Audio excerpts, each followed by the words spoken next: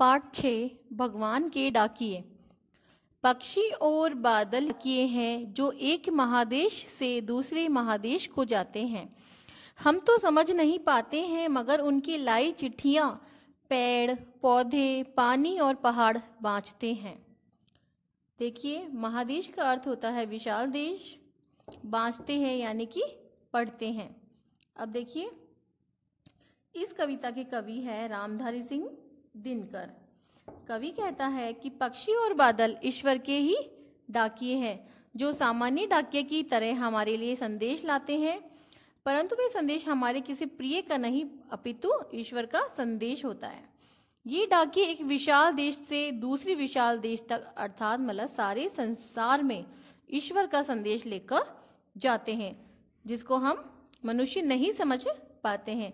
वे सभी जगह प्रेम, सद्भाव, एकता और समानता का संदेश फैलाते हैं, जिसे पेड़ पौधे, नदियां और पर्वत आसानी से पढ़ लेते हैं और उसी के अनुरूप कार्य भी करते हैं। हम तो केवल यह आंकते हैं कि एक देश की धरती दूसरे देश को सुगंध भेजती है और वह सौरभ हवा में तैरते हुए पक्षियों की पंखों पर तैरता है और एक देश का भाप दूसरे देश में पानी बनकर गिरता है। अब इसके शब्दार्थ देखिए। आंकना यानी कि हिसाब लगाना, धरती, पृथ्वी, सौरभ, खुशबू, पांख, पंख। इस पद्यांश में कवि ने संकेत दिया है कि बादल और पक्षी सीमाओं पर ध्यान न देकर विश्व के सभी मानवों को समानता, सहयोग और भाईचारे का संदेश देते आ रहे हैं, किंतु मनुष्य उनके कार्य को साधारण प्राकृतिक घटनाएं समझता रहा है।